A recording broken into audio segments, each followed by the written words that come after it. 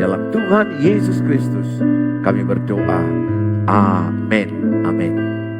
Saudara, saya memberikan tema hari ini buat kita, prinsip menghindari pertengkaran dalam hal finansial di keluarga. Ya, ada kata di keluarga. Prinsip menghindari pertengkaran dalam hal keuangan, finansial di keluarga. Yang pertama, keterbukaan dan kesepakatan. Penting sekali dalam mengelola keuangan keluarga itu adalah suami istri terbuka dan sepakat. Pemasukan dan pengeluaran disepakati. Yang disepakati pertama itu, saudara lihat di PowerPoint, siapa yang akan mengelola? Siapa yang akan mengelola? Suami atau istri? Di Alkitab tidak ada kata harus istri, harus suami. Di episode sebelumnya saya sudah jelaskan siapa yang punya kemampuan. Tapi rata-rata saya lihat 70% itu istri kebanyakan. Tapi 30% saya menjumpai suami. Nggak ada masalah. Artinya mereka mengelola bersama, tetapi pembukuan keuangan itu ada yang dipegang suami, ada yang dipegang istri. Seperti itu. Jadi siapa yang punya potensi, punya kemampuan, punya bakat mengelola keuangan. Jadi saya ingatkan harus ada pembukuan keuangan. Ingat Lukas 16 ayat 10. Setia dalam perkara kecil, Tuhan percayakan perkara besar. Perkara kecil itu apa dalam Lukas 16? Mengelola keuangan. Bukan karena kurang uang banyak orang, maka uangnya banyak bermasalah. Tidak mengelola keuangan dengan benar.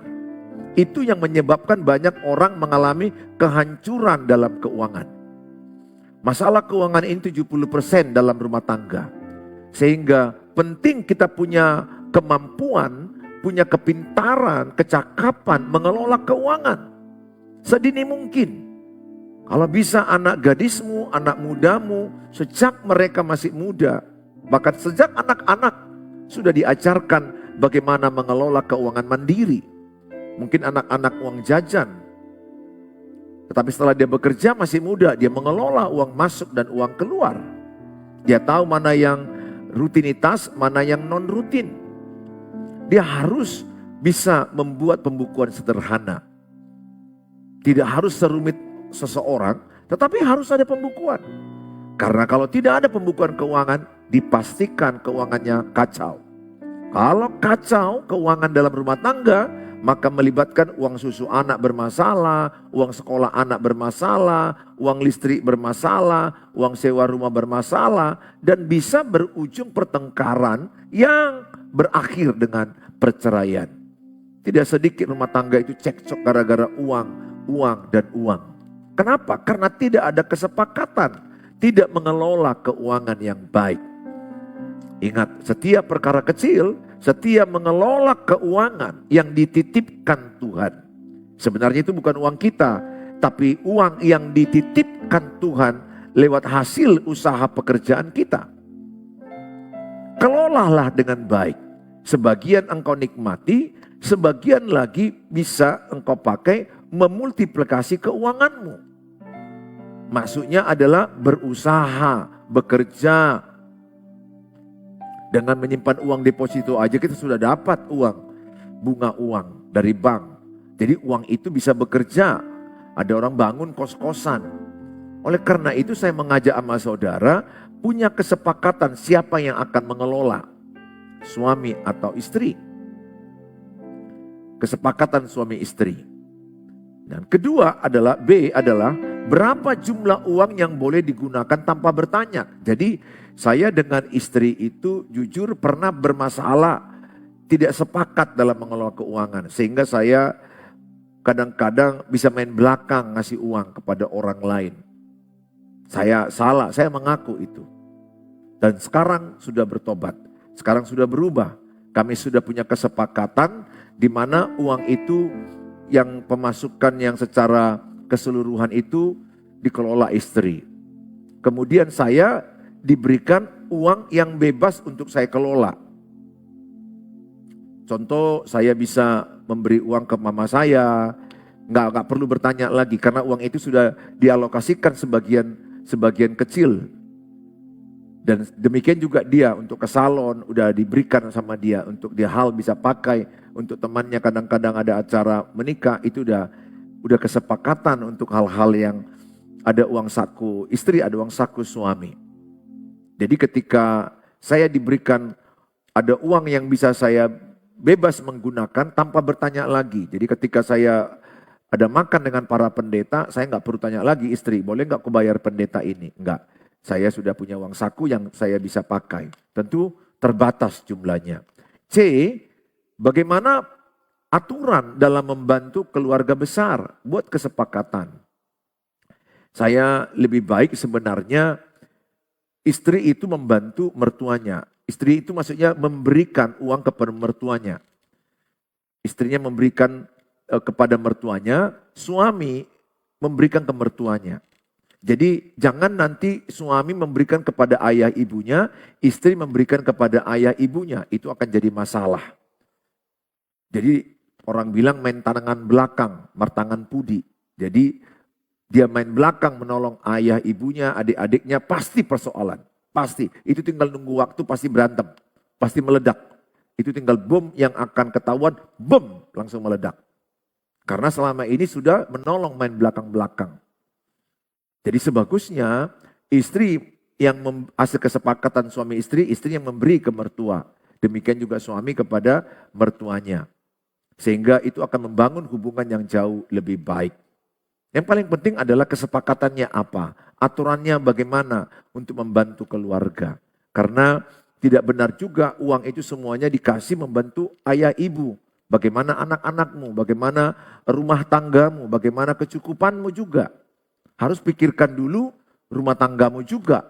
Pikirkan anak-anak cukup nggak rutinitasnya. Makannya, masalah listrik, masalah uang sekolah, uang susu anak, kebutuhan dasar. Nah setelah dianggarkan cukup ada berkat. Kita menolong orang tua, menolong adik, menolong abang kita secukupnya.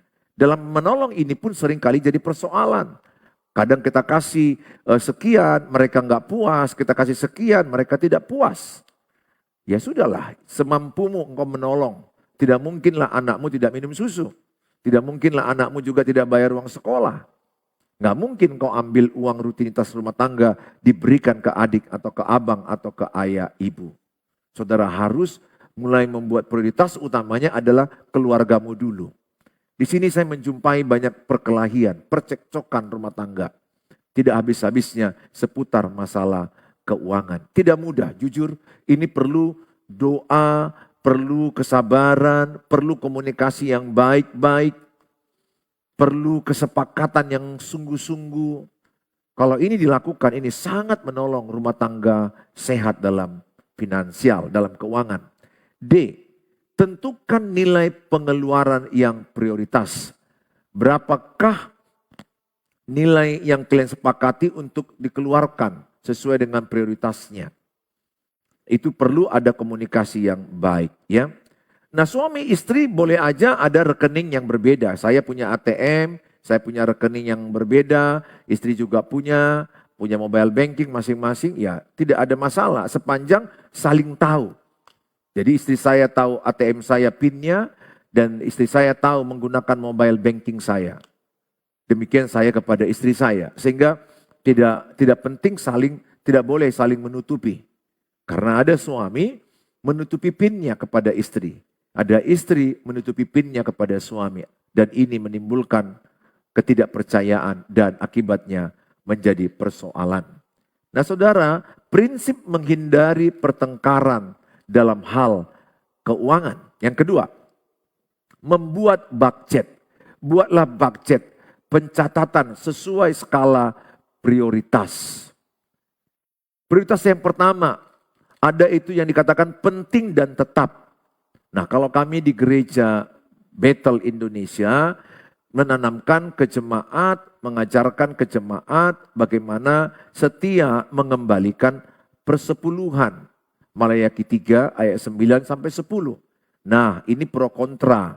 Ada yang menolak, ada yang mengatakan boleh. sudahlah, nggak usah kita buat itu pro kontra. Biarlah setiap orang mengimani langkahnya bersama dengan Tuhan. Karena persepuluhan itu adalah ucapan syukur atas pekerjaannya diberkati Tuhan. Sehingga dia memberikannya dengan sukarela, dengan sukacita. Karena tidak ada gunanya persepuluhan diberi dengan tertekan, dengan terpaksa. Banyak gereja yang menanamkan masih ada persepuluhan. Ada gereja tidak persepuluhan, ada uang iuran. Itu hanya teknis aja berbeda. Kalau di gereja, pada umumnya gereja Bethel Indonesia dan sejenisnya masih mengajarkan yang namanya persepuluhan. Persepuluhan itu dibawa kemana? Persepuluhan itu dibawa ke rumah Tuhan. Bukan ke saya, bukan ke hidupku, keluargaku, tidak. Dipersembahkan ke rumah Tuhan, dipergunakan untuk pekerjaan Tuhan. Bukan untuk memperkaya pendeta, untuk pendeta beli jam yang mahal, atau gaya-gayaan beli sepatu mahal. No, tidak. Pendeta yang menggunakan persepuluhan dengan salah, dia pasti bertanggung jawab dengan Tuhan. Biarlah itu urusannya dengan Tuhan. Tidak usah menghakimi siapapun. Pendeta berani menyampaikan persepuluhan, dia harus berani bertanggung jawab di hadapan Tuhan. Nah, prioritas penting dan tetap salah satu persepuluhan. Bagi saudara yang belum paham persepuluhan, ya mungkin ucapan syukurlah di gereja saudara, di tempat di mana saudara beribadah, atau iuran dalam gereja saudara. Nah, ada namanya persembahan. Persembahan ucapan syukur, ada uang sekolah anak-anak, pikirkan uang sekolah anak-anak, tulis berapa uang sekolah anak-anak, itu penting dan tetap harus dialokasikan. Karena saya menjumpai ada orang tua tidak mampu menyekolahkan anaknya. Ini pun persoalan yang berat. Harusnya sekolahkanlah anak di tempat di mana kita mampu. Kalau nggak mampu di swasta, ambil negeri. Nggak mampu kita di swasta mahal, swasta yang murah. Swasta kan banyak grade-nya. Ada yang murah, ada yang sedang, ada yang mahal. Sekolah internasional. Yang sekali bayar anak TK aja 3,5 juta, 4 juta. Nah saudara, sesuaikanlah dengan kemampuanmu. Cukupkanlah dirimu dengan apa yang ada padamu. Itulah Ibrani 13 ayat 5b. Oleh karena itu saya mengajarkan kepada kita, jangan lebih besar pasak daripada tiang. Jangan hanya keinginan. Sesuaikanlah kebutuhan dan kemampuan. Nah saudara, catat uang sekolah anak yang pertama sekian. Uang sekolah yang nomor 2 sekian. Baru kemudian cicilan kredit bila ada. Catat ini, utang harus dibayar. Ingat, kalau saudara tidak bayar hutang, Tuhan gak berkati saudara. Apa yang saudara pinjam harus saudara kembalikan. Mau jungkir balik pun berdoa. Tapi tidak benar dalam hidup. Tidak hidup dalam kebenaran. Saudara tidak bisa diberkati Tuhan. Ini kehidupan yang saya lihat banyak orang beribadah. Kelihatannya ibadahnya luar biasa. Tapi kehidupan nyata kacau balau. Kacau balau. Keuangan kacau balau. Minjam sana sini. Berbunga sana sini. Nggak bisa bayar. Ayo sama-sama kita belajar. Saya pernah juga gagal di kartu kredit. Atau mengkredit ya menggunakan pinjaman dengan cicilan. Saya juga termasuk orang yang pernah ya, susah membayar cicilan. Kalau tidak perlu cicilan, nggak usah cicilan. Kalau bisa cash, puji Tuhan cash. Kalaupun ada cicilan, misalnya KPR rumah, sepeda motor, mobil, sesuaikanlah dengan kemampuan penghasilan. Supaya jangan sampai uang susu anak nggak ada, uang sekolah anak tidak ada. Catat dengan baik-baik. Kemudian saudara mungkin harus punya retribusi kebersihan, keamanan lingkungan, pembayaran kartu kredit kalau ada, dan tabungan yang harus saudara tabung setiap bulan minimal 10%. Saya mendengar cerita bagaimana pengusaha-pengusaha kaya, mereka bilang penghasilan mereka itu mereka tabung 60%. Jadi 40% untuk biaya hidup, 60% mereka tabung. Mereka tak bertambah lagi penghasilannya, tabungannya tetap 60%. Bukan gaya hidup yang bertambah, tabungan bertambah. Nah saudara, ini tanamkan dalam dirimu. Tanamkan sama anak-anakmu, harus punya tabungan, harus punya tabungan. Kalau tidak punya tabungan, maka ketika masa krisis, gak ada beli beras. Ketika sakit orang tua, gak ada uang menolong. Uang transport pun tidak ada. Terancam. Karena kan hidup ini gak selamanya stabil. Keadaan ekonomi global. Seperti yang lalu ada COVID. Kemudian nanti kita gak tahu ini ke depan bagaimana. Harus ada tabungan, cadangan. Mana tahu ekonomi juga mengalami anjlok. Kita gak tahu ada peperangan. Dan juga tabungan juga menolong, mana tahu ada orang kepepet butuh uang, kasih rumahnya untuk dijual. Saya mengalami itu beberapa kali. Datang sama saya, minta tolong. Dia yang minta tolong supaya rumahnya dibeli. Ya syukur-syukur masih ada uang sedikit dan kedua ada mobil yang bisa dijualkan untuk bisa membeli tanah itu dan dicicil. Dia mau karena dia butuh. Jadi penting sekali ada tabungan. Tanamkan sama anak-anak sejak dari TK, SD, SMP, SMA punya tabungan. Saya masih ingat masa kecil itu ada tabungan ayam dari tanah liat. Tapi pulang sekolah kucong kali juga. Kucong kali kemudian ayamnya kubalik-balikkan. Nah itu yang salah ya, pengalaman saya dulu begitu. Tapi pernah satu waktu penuh tabungan itu, kemudian pecahkan ada 2 tabungan penuh, wah senang sekali sampai malam menghitung uang logam, sampai malamnya pun aku mimpi uang. Karena tabungan itu penuh. Ya itu pengalaman. Penting anak-anak sejak dini menabung. Bapak Ibu separah-parahnya harus menabung 10%. Ingat, jangan lebih besar pasak daripada tiang. Jangan lebih banyak pengeluaran dari pemasukan. Ya. Kita harus lebih banyak pemasukan, baru pengeluaran. Kalau pemasukan ada 10 juta, maka pengeluaran itu 8 juta. 2 juta bisa simpan. Ya tanamkan, disiplinkan diri saudara. Ya anak-anak gadis ini pun, anak-anak muda ini. Jangan ngopi. Utang, ngopi pun utang sana sini enggak ada. Enggak usah. Ya, boleh ngopi, beli kopi tubruk. Ya, habis minum tubruk. Nah artinya habis minum, kita ya sama aja ngopi. Ini nggak usah mahal-mahal. Ada banyak orang mau ngopi mahal-mahal. Tapi tabungannya tidak ada. Orang tua sakit, nggak ada ongkos. Saya udah jumpai orang-orang yang boros seperti itu. Dan akan persoalan dalam hidupnya dan rumah tangganya. Saya berharap saudara yang menyaksikan ini, tanamkan dalam diri saudara, separah-parahnya keuangan, minimal 10% harus ditabung. Kalau bisa 20%. Kalau bisa lebih daripada itu. Hemat-hemat menggunakan kehidupan ini. Ingat, biaya hidup itu murah, gaya hidup itu yang mahal. Biaya Natal itu murah, gaya Natal yang mahal. Ya, yang berikutnya adalah penting dan fluktuatif.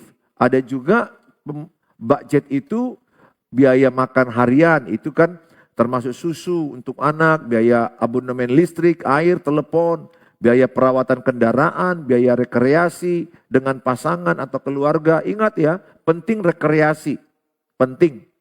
Orang luar negeri itu rata-rata rekreasinya 1/6 bulan. Dan kadang-kadang kalau mereka rekreasi itu bisa sebulan. Karena libur di luar negeri itu panjang, lama. Mereka ambil cutinya. Liburan, makanya jangan heran banyak di Bali, banyak mereka di Danau Toba, tempat-tempat wisata. Kenapa? Karena mereka memang manusia yang dicetak dengan pola pikir, liburan itu penting, otak itu perlu istirahat, perlu refreshing, perlu melihat dunia baru, dunia lain, perlu kita belajar dari negara maju atau tempat-tempat wisata maju. Penting sekali. Ya saya bersyukur punya istri yang menanamkan nilai itu kepada saya.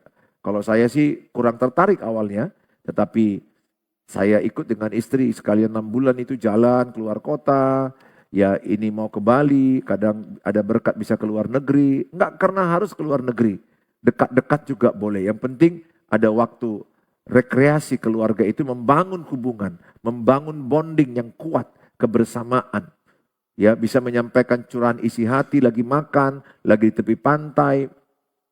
Kebutuhan sekolah anak, tulis apa kebutuhan sekolah anak. Kesehatan keluarga, vitamin, biaya ke dokter, itu semua tulis. Penting sekali. Yang ketiga, prioritas ketiga, ada yang tidak penting. Yang tidak penting apa? Biaya liburan wisata itu anggaplah tidak penting tapi dituliskan, dianggarkan. Atau biaya pulang ke kampung, ke tempat orang tua. Lihatlah orang tua minimal sekali 6 bulan. Ya, jangan sampai meninggal orang tua pun gak sempat dilihat. Usahakan kalau bapak ibu di perantauan, pikirkanlah yang saya bilang ini. Selagi masih bisa dengar suara, peluk dia, bapak mama, pulanglah ke kampung. Sekali 6 bulan pulang. Kalaupun gak bisa, sekali setahun pulanglah. Sangat bagus budaya orang Batak ini. Ini budaya orang Batak, Kristen ini kan kalau acara malam tahun baru kan pulang mereka semua. Itu sangat positif. Untuk membangun hubungan, masih dengar suara mama, dengar suara bapak. Kita nggak tahu tahun depan apakah masih didengar atau tidak. Kita nggak tahu mereka masih hidup nggak di masa waktu yang akan datang. Jadi pesan saya, sehebat-hebatnya usahamu di perantauan, tinggalkanlah untuk melihat ayah ibumu yang masih bisa engkau lihat. Adik-adikmu, saudaramu, duduk sama-sama bernyanyi dan kemudian makan bersama, tertawa bersama. Kadang bisa juga nangis bersama. Penting sekali itu. Ya, tuliskan juga biaya pembelian pakaian, itu penting. Biaya perawatan diri, ya istri ke salon, sesuaikanlah dirimu dengan uangmu. Jangan banyak gaya salon, tapi utang di salon. Biaya pengembangan diri seperti saya ada seminar, saya ikuti seminar hamba Tuhan, bayar sekian, saya bayar sekian. Ada pelatihan, ada kursus, ya, ada juga mau dituliskan donasi bantuan, bisa saudara anggarkan sekian untuk bantuan, sekian untuk menolong orang lain. Jadi uang yang dititipkan Tuhan ke saya, tidak semuanya untuk saya. Sebagian itu adalah untuk orang lain yang membutuhkan. Orang yang susah yang saya jumpai. Keluarga yang saya tahu susah, semampu saya tolong. Untuk teman, keluarga, relasi yang memerlukan. Kadang teman SMA, telepon saya, minta tolong ya. Walaupun beda agama, tapi kadang dia WA, minta tolong supaya ada beli beras, ada beli ini. Saya transfer seberapa yang bisa saya transfer. Artinya adalah saya menggunakan uang yang Tuhan titipkan ke saya bukan untuk saya sendiri. Sebagian harus saya persembahkan itu untuk pekerjaan Tuhan, sebagian lagi untuk menolong sesama. Nah saudara, budget harus disepakati, dicatat, dievaluasi. Lebih baguslah energi pasangan suami istri habis 15 menit satu hari. 15 menit jangan tidur ibu. Kalau ibu yang mengelola atau bapak yang mengelola jangan tidur dulu. Tutup dulu hari itu dengan keuangan. Baru tidur. Daripada bertengkar masalah keuangan. Lebih habis energi kita bertengkar suami istri. Gara-gara kau. Gara-gara kau. Pendapatanmu sekian. Kau miskin. Kau menghabiskan. Kau sembrono. Tuduh-tuduhan itu kan lebih menyakitin. Dan kalau bertengkar itu kan energi lebih habis. Lebih bagus gunakanlah 15 menit mencatat. Besok apa yang mau dibeli. Apa yang mau direncanakan. Kebutuhan apa, kebutuhan. Jadi semua pengeluaran itu usahakan terencana. Usahakan terencana. Khususnya kebutuhan-kebutuhan yang rutin. Harus saudara rencanakan. Ya. Jadi lebih bagus 15 menit mencatat, mengevaluasi, baru tidur. Daripada besok berantem habis suami istri. Gara-gara masalah kekurangan uang. Stres. Apalagi minjam uang berbunga di sana. Sehingga menumpuk orang datang mengambil tagihan ke rumahmu. Dan engkau takut jadinya. Hidupmu susah karena dirimu sendiri. Ibaratnya engkau menggali lubang untuk kuburanmu sendiri. Ya, orang yang banyak berutang apalagi berbunga. 10%, 20%, itu saya bilang dia sedang membunuh dirinya sendiri. Dia menggali lubang untuk kuburannya sendiri. Kenapa saya bilang begitu? Karena kita nggak bisa tidur malam. Kita ketakutan, terima WA ketakutan, ganti nomor, menghilangkan diri, menghindari orang. Di sana juga ada lagi yang ngejar kita. Coba kalau saya dikejar orang, 10 orang satu hari ngejar saya. Apa nggak stres saya? Satu orang aja ngejar saya, misalnya, mana uang yang kau pinjam itu Pak Gultom? Pulangkan. Satu orang aja udah stres. Tapi kalau sempat ada 3, 5, wow. Itu akan masalah dalam trauma bagi anak-anakmu. Trauma dalam kehidupanmu. Dan menimbulkan sakit penyakit. Cukupkanlah dirimu dengan apa yang ada padamu. Tidak salah mencicil rumah, sepeda motor, atau beli laptop. Sepanjang bisa kita ukur, kita bayar. Di gereja ini juga kami membeli televisi, membeli tayangan LED, cicil. Tapi sudah dianggarkan dia ini. Memang tidak mudah. Kadang-kadang mencicil ini kan jadi ada yang dikorbankan. Tapi nggak dicicil kita nggak bisa beli. Tapi yang dibeli adalah barang-barang yang dibutuhkan. Jadi mencicil sepeda motor bagi orang yang mampu, silakan. Mobil yang mampu, tapi itu kebutuhan. Nggak usah beli mobil yang mewah-mewah. Beli mobil sesuai dengan kebutuhan, anak-anak nggak kena panas, anak-anak nggak kena hujan. Kalau ada kemampuan agak lebih bagus, silakan. Nah saudara, yang ketiga, prinsip menghindari pertengkaran dalam hal keuangan di keluarga. Sedapat mungkin, spend less, sedikit yang dihabiskan. Invest more, lebih banyak investasi. Ya, lebih banyak investasi. Saudara kalau investasi membangun rumah kos-kosan seperti kami ada rumah kos-kosan. Sehingga rumah kos-kosan itu menghasilkan uang. Dan harga tanahnya pun akan naik dan akan naik dan akan naik. Itu penting. Kita mulai berbisnis, ada usaha, ada pekerjaan. Bagaimana berusaha kalau nggak ada tabungan? Makanya simpan, tabung. Nggak terasa 3 tahun uang yang ditabung udah 30 juta. 30 juta udah bisa beli, udah bisa bikin usaha. Kedai lontong kecil-kecilan, udah bisa. Apapun kalau kita tabung akan naik dan akan naik dan akan naik. Ya.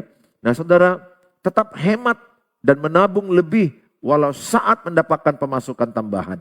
Jadi kalau kemarin pemasukanku 5 juta, kebutuhanku 4 juta, maka ketika pemasukanku 10 juta, maka kebutuhanku tetap 4 juta. Sehingga selebihnya bisa kutabung. Bukan karena pendapatanku naik 10 juta, maka kebutuhanku 10 juta. Habis. Tidak. Tetap gaya hidup sederhana.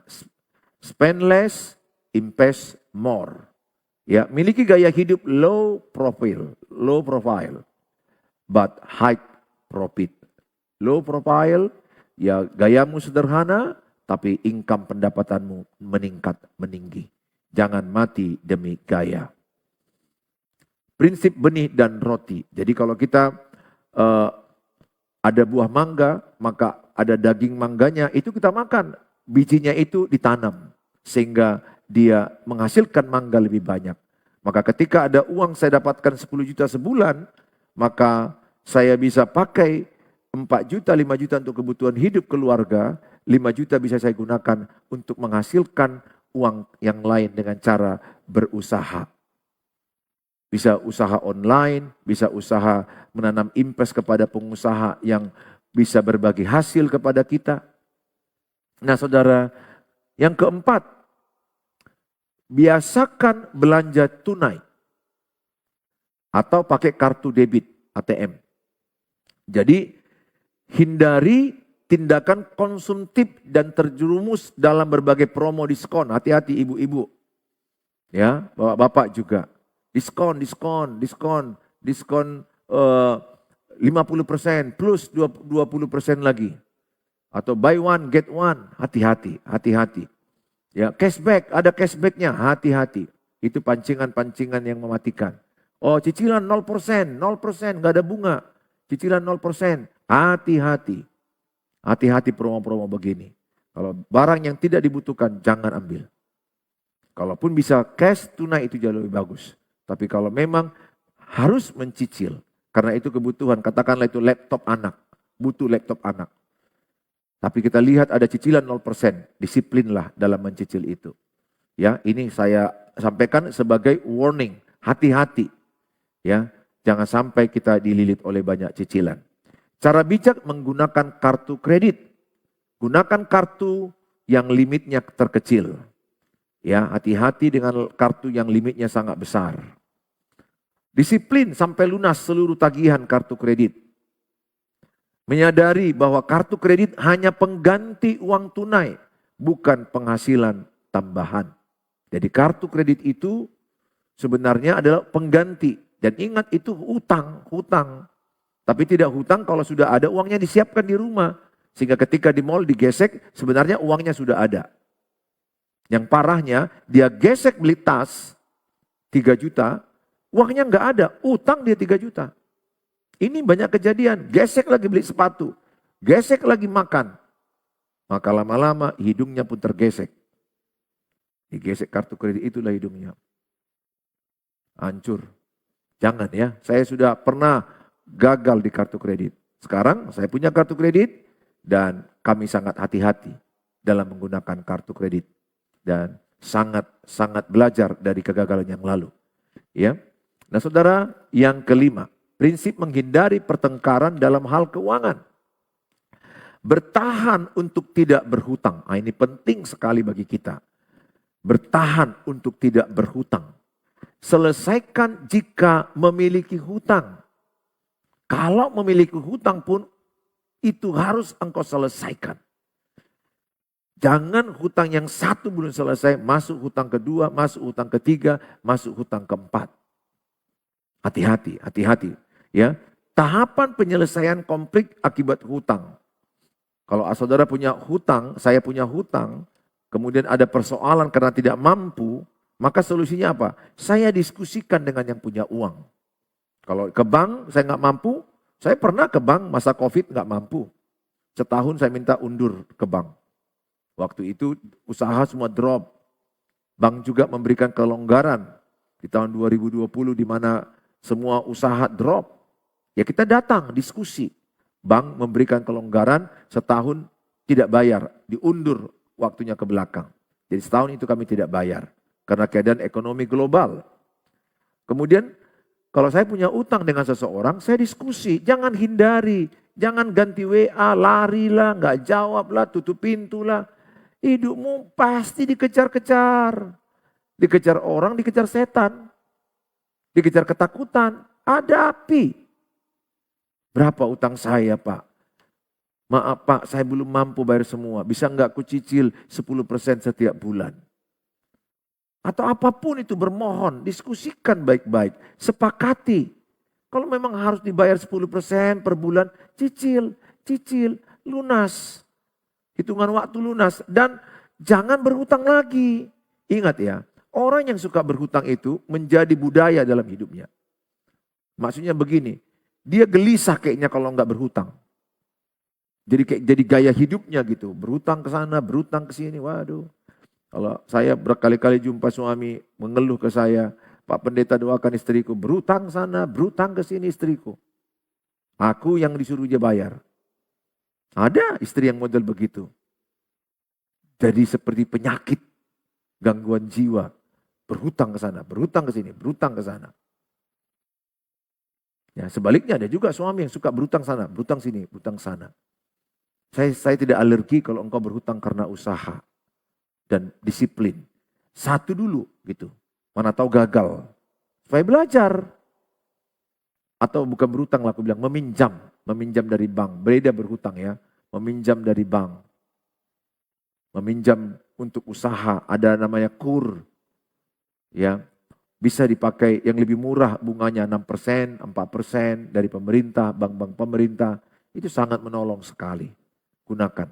Kalaupun meminjam uang dari seseorang untuk usaha, disiplinlah. Disiplin, berhati-hati. Jadi saya bukan tentang habis-habisan. Tapi jelas lebih nikmat orang yang hidup tanpa utang. Tapi kalau karena ada usaha yang mau kau kembangkan dari kecil, pinjam duit 10 juta, coba disiplin. Bayar tiap hari, modalnya pisahkan tiap hari, modalnya pisahkan tiap hari, modalkan pisah tiap hari. Sebulan udah terkumpul sekian, setahun selesai. Dan jadi modal sendiri. Nah, yang seperti inilah akan berkembang di kemudian hari.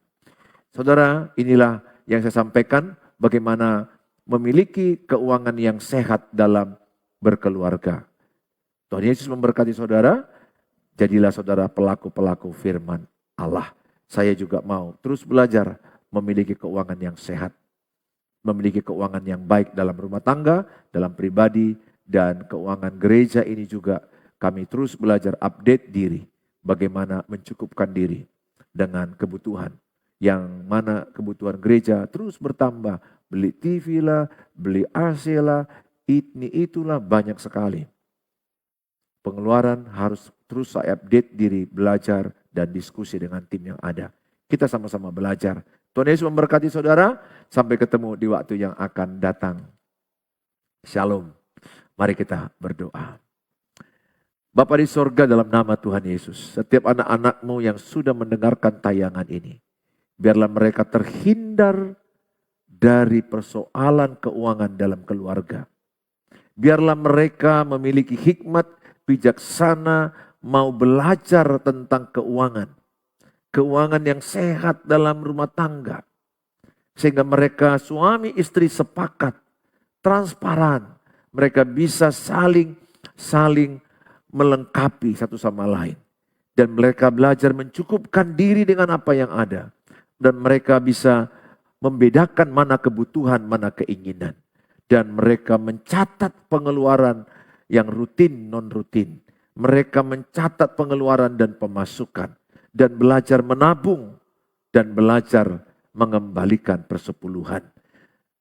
Ucapan syukur ke gereja. Terima kasih Bapa. Berkatilah yang menyaksikan tayangan ini. Biarlah kami terus bangkit dan belajar bagi mereka yang terpuruk dalam masalah keuangan.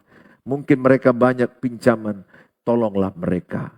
Biarlah mereka bangkit kembali sebab ada Tuhan Yesus yang menolong mereka. Kami serahkan dalam tangan-Mu Tuhan, terpujilah Engkau Tuhan. Di dalam nama Tuhan Yesus Kristus kami berdoa dan kami mengucap syukur. Amin. Amin. Shalom, sampai ketemu di waktu yang akan datang.